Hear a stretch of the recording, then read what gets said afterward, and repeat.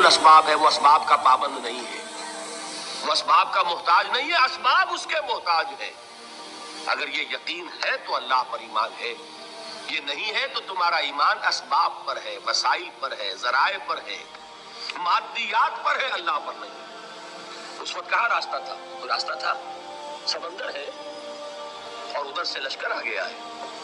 کلا ان معی ربی سیہدین۔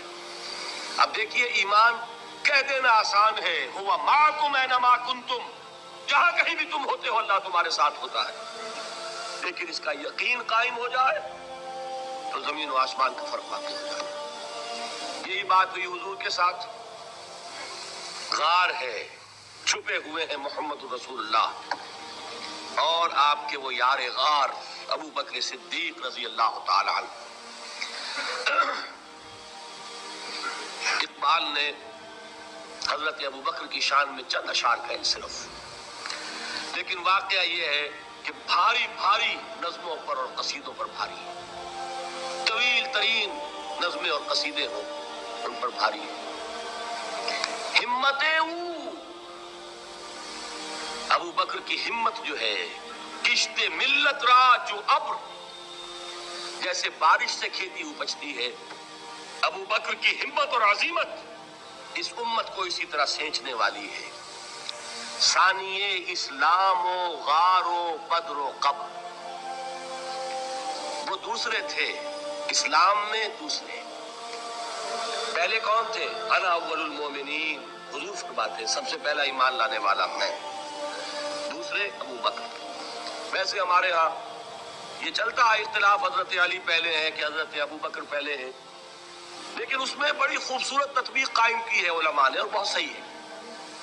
چار کے بارے میں فیصلہ ہی مت کرو کہ کون پہلے ہے، ان کی ایک عجیب تقسیم کرتی ہے۔ آزاد مردوں میں، بالغ مردوں میں سب سے پہلے ابو بکر، بچوں میں سب سے پہلے علی، خواتین میں سب سے پہلے خدیجہ، اور غلاموں میں سب سے پہلے زید ابن حارثہ۔ بڑی پیاری تقسیم ہے، یہ چاروں ہی پہلے ہیں، ہر ایک کے لیے اولیت ہے۔ اور واقعہ یہ ہے کہ اگر زمانی اعتبار سے تعین ہوگا تو پہلے خدیجۃ الکبریٰ آئیں گی رضی اللہ تعالی عنہ۔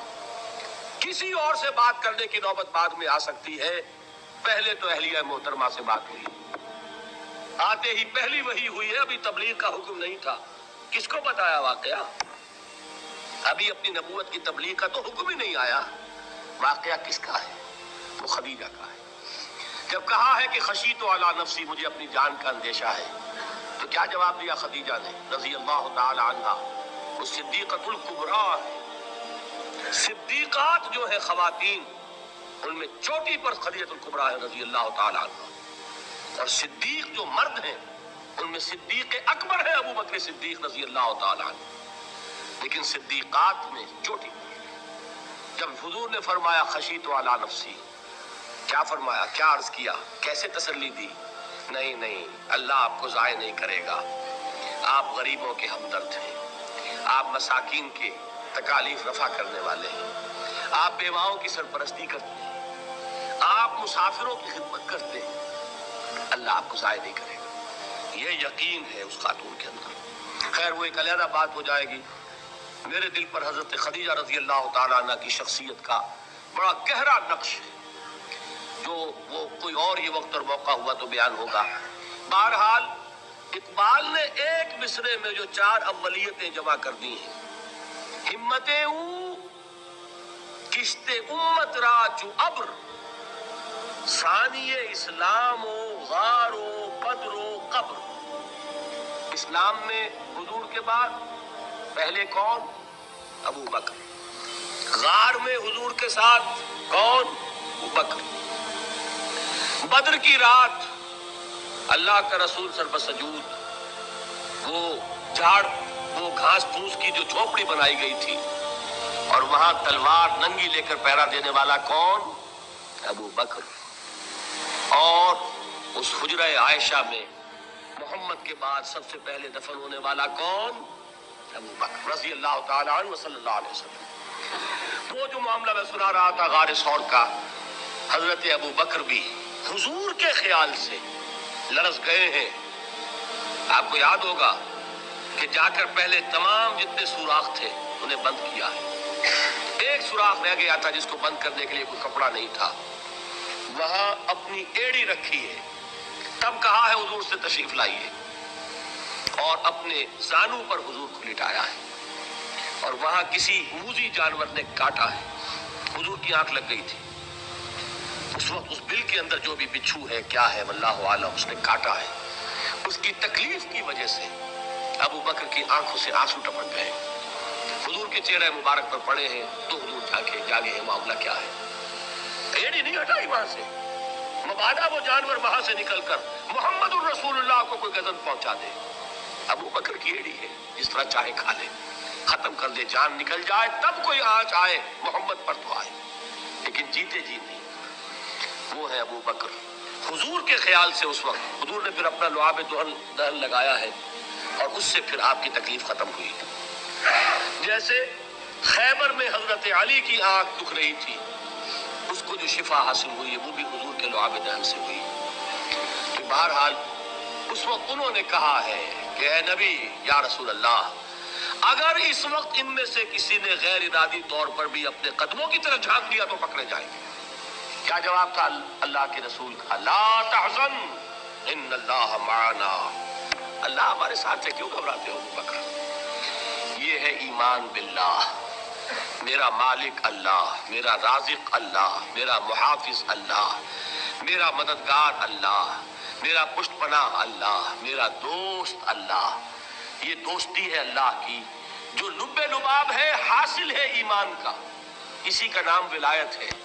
اولیاء اللہ کے سروں پر سینگ نہیں ہوتے. جس کے دل میں ایمان راسخ ہو چکا ہو وہی اللہ کا ولی ہے. جسے اللہ پر یقین ہو چکا ہے وہی اللہ کا ولی ہے. جسے یقین ہے اللہ میرے ساتھ ہے، میرا مددگار، میرا پشت پناہ، میرا ساتھی، میرا دوست، میرا محبوب، میرا محب. اللہ اہل ایمان سے محبت کرتا ہے. اللہ یحب الصادقین.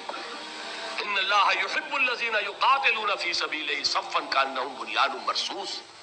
اللہ محبت کرنے والا، اہل ایمان محبوب، اور اہل ایمان محبت کرنے والے اللہ محبوب.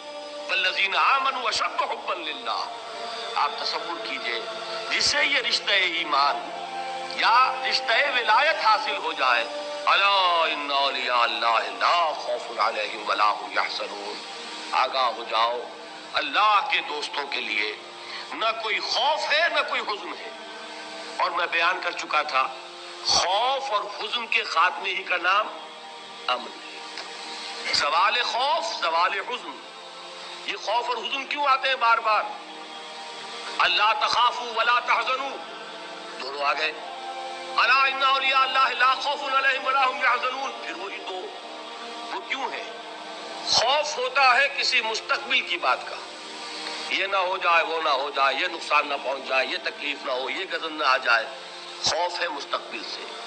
حزن ہے یہ کیوں ہوا، یہ نہیں ہونا چاہیے تھا، یہ میرا فلاں چیز میرے ہاتھ سے جاتی رہی ہے، فلاں موقع نکل گیا، اب بیٹھے ہوئے ہیں اندر ہی اندر کڑ رہے ہیں، صدمہ ہے اور رنج ہے. اور جو اللہ پر ایمان رکھتا ہے وہ جانتا ہے ما اصاب من مصیبت فی الارض ولا فی انفسکم الا فی کتاب من قبل ان نبرأها ان ذلک علی اللہ یسیر لکی لا تأسوا علی ما فاتکم ولا تفرحوا بما آتاکم واللہ لا یحب کل مختال فخور. اس زمین میں یا تمہاری جانوں میں کوئی تکلیف، کوئی مصیبت نہیں آ سکتی سوائے اس کے کہ جو اللہ نے لکھ دی ہو، اس سے پہلے کہ وہ ظاہر ہو. جس کو یہ حقیقت معلوم ہو گئی اس کو یہ طرز عمل اختیار کرنا چاہیے. جو چیز چھن جائے، جاتی رہے، چھوٹ جائے، اس پر افسوس نہ کرو. کس نے چھینی؟ دوست نے. دوست کے فیصلے پر شکایت. دوستی کو بٹا لگا رہے ہو. سرے تسلیم خم ہے جو مزاج یار میں آئے. اگر دوستی ہے تو پھر تو تمہیں گردن جھکانی چاہیے کہ ہر ساقی ماریخ عین الطافست، جو بھی میرا ساقی میرے پیالے میں ڈال دے اس کا کرم ہے. جو اس کی طرف سے آئے اس پر کوئی رنج نہیں، کوئی صدمہ نہیں، کوئی غم نہیں، کوئی شکایت نہیں، کوئی شکوہ نہیں. اور جو ہوگا وہ اس کے اذن کے بغیر نہیں ہوگا، اور اس کا اذن ہوگا تو یقیناً میرے لیے خیر ہی خیر ہے، چاہے وہ ناگوار شے ہو، ظاہر مجھے اچھی نہ لگ رہی ہو، میری شارٹ سائٹڈنس میں مجھے وہ نظر آ رہی ہے کہ میرے لیے بری ہے، لیکن قرآن نے کہا ہے عسیٰ ان تکرہوا شیئا وہو خیر لکم وعسیٰ ان تحبوا شیئا وہو شر لکم واللہ یعلم وانتم لا تعلمون۔ ہو سکتا ہے تم کسی چیز کو ناپسند کرو، درحال ہے کہ اسی میں تمہارا خیر ہو، اور ہو سکتا ہے تم کسی چیز کو پسند کرو، درحال ہے کہ اس میں تمہارا شر ہو۔ اللہ جانتا ہے، تم نہیں جانتے۔ جب مجھے یہ بات معلوم ہو گئی، میں نے اپنا معاملہ اللہ کے حوالے کیا۔ شکر تم بے تو مایا خیش را خدا نہیں حساب کم و بیش را۔ اے رب، جو تو چاہتا ہے وہ ہو، تیرے علم میں جو شے میرے لیے خیر ہے وہ ہو جائے، میری کوئی پسند نہیں، میری کوئی چاہت نہیں، یہ ہے راضی برضائے رب۔ اکبر الہآبادی نے اسے کہا ہے رضائے حق پہ راضی رہ، یہ حرف آرزو کیسا، خدا خالق، خدا مالک، خدا کا حکم تو کیسا۔ جب میں آ گیا بیچ میں، میری پسند، میری مرضی، میری خواہش، میری چاہت، یہی تو شرک ہے۔ ما شاء اللہ کان وما لم یشاء لم یکن، جو اللہ نے چاہا وہ ہوا، جو اس نے نہیں چاہا نہیں ہوا، اختیار اس کا ہے، میرا تو نہیں۔ رضائے حق پہ راضی رہ، یہ حرف آرزو کیسا، خدا خالق، خدا مالک، خدا کا حکم تو کیسا۔ اقبال نے اسے کہا ہے فارسی میں، اب آپ کہیں اس کا ترجمہ بھی کرو تو وہ مجھے ذرا اس وقت کچھ بہت ہی بدذوقی کی سی بات نظر آئے گی۔ چاہیے پوچھئے کسی سے جسے فارسی آتی ہو۔ برو کشید ز پیچا کہ ہست و بود مرا، چه اقدہا کے مقام رضا کشود مرا۔ مجھے تو تمام پیچ و خم سے نکال دیا اس مقام رضا نے، میں راضی برضائے رب ہوں، جو فیصلہ اس کا میں اس پر راضی۔ تو کہاں کا حزن اور کس کا خوف، یہی زوال حزن اور زوال خوف، یہی ہے امن، یہ نتیجہ ہے ایمان کا۔ تو جان لیجئے یہ ہے لب لباب، یہ ہے حاصل ایمان کا، یہ ہے تو ایمان ہے، یہ نہیں ہے تو ایمان نہیں۔